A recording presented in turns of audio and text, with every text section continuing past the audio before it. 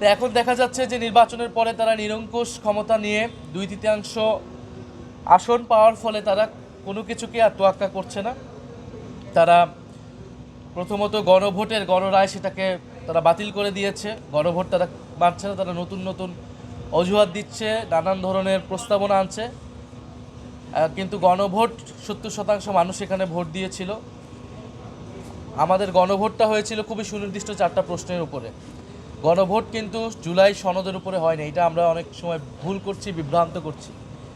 জুলাই সনদে যে note of dissent এবং তাদের বিভিন্ন নোট দেওয়া আছে, জুলাই সনদ অনুযায়ী আসলে সব কিছু তাদের ইস্তিহার অনুযায়ী হবে। এই জটিলতা এড়ানোর জন্য কিন্তু তখন গণভোট আদেশ করা হয় এবং যেখানে সুনির্দিষ্ট 4টি প্রশ্ন করা হয়, যার রেফারেন্স পয়েন্ট হচ্ছে জুলাই সনদ। তো সেই গণভোট তারা মানলেন না। দ্বিতীয়ত এখন শুনতে পাচ্ছি যে বিভিন্ন যেই গুরুত্বপূর্ণ অধ্যাদেশ ছিল, তার মধ্যে গুরুত্বপূর্ণ 10 থেকে 11টি অধ্যাদেশ তারা সংসদে আনছেন না, তারা সেটাকে আইনে পরিণত করবেন না। এর মধ্যে অতি গুরুত্বপূর্ণ রয়েছে গুম প্রতিকার এবং প্রতিরোধ অধ্যাদেশ, জাতীয় মানবাধিকার কমিশন অধ্যাদেশ, বিচারপতি নিয়োগ অধ্যাদেশ, বিচারালয় যে সচিবালয় নিয়োগ এটার অধ্যাদেশ। ফলে এই যে অধ্যাদেশগুলো যেটা জনগুরুত্বপূর্ণ অধ্যাদেশ ছিল সেগুলোকে তারা বাতিল করে আসলে তারা যে স্বৈরতান্ত্রিক ব্যবস্থা ছিল, যেখানে নির্বাহী বিভাগের ক্ষমতায় নিরঙ্কুশ, সেই ব্যবস্থাটাই তারা রাখতে চায়, সেই ক্ষমতাটা তারা ভোগ করতে চাচ্ছে। এবং এই যে গুম, তাদের অনেক নেতাও কিন্তু গুমের শিকার হয়েছিলেন, তাদেরই বেশিরভাগ নেতা রাজনৈতিকভাবে গুমের শিকার হয়েছিল। এবং এই সংসদে, মহান সংসদে এরকম অনেক নেতৃবৃন্দ রয়েছেন যারা গুম থেকে এসেছেন, ইলিয়াস আলীর ওয়াইফ এসেছেন।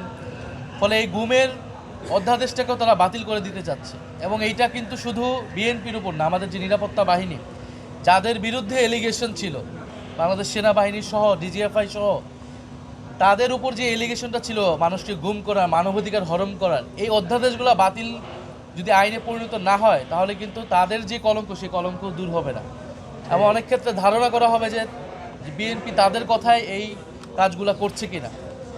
একইভাবে বিচারপতি নিয়োগেও তারা বিচার বিভাগের যে স্বাধীনতা, সেই স্বাধীনতাকে তারা ক্ষুণ্ণ করছে।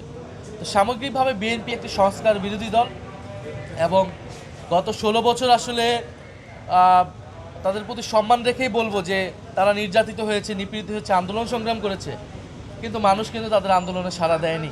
ঠিক। এবং তারা দলীয় আন্দোলন করেছে, কিন্তু জনগণের আন্দোলন কিন্তু তারা গড়ে তুলতে পারেনি। মানুষ কেন সাড়া দেয়নি? কারণ মানুষ তাদের নেতৃত্বে কখনো আস্থা ছিল না। মানুষ তাদের নেতৃত্বে আস্থা ছিল না এই কারণেই, কারণ মানুষ জানতো যে তারাও যদি ক্ষমতায় আসে দেশের আসলে মৌলিক কোনো পরিবর্তন হবে না। এখন ক্ষমতায় আসার পরে তাদের মুখোশ উন্মোচিত হচ্ছে এবং মানুষের কাছে এটা সুস্পষ্ট হচ্ছে। এবং এই কারণেই 16 বছর ফ্যাসিবাদ দীর্ঘায়িত হয়েছিল, তাদের নেতৃত্বের উপর মানুষের আস্থা ছিল না, তারা সেই একই গণবিরোধী কাজ আবারও করছে। ফলে আমরা সংসদে সমাধান চেয়েছিলাম, সংসদে যেহেতু উপযুক্ত সমাধান আমরা পাচ্ছি না, ফলে রাজপথে আমাদেরকে অবস্থান নিতে হচ্ছে।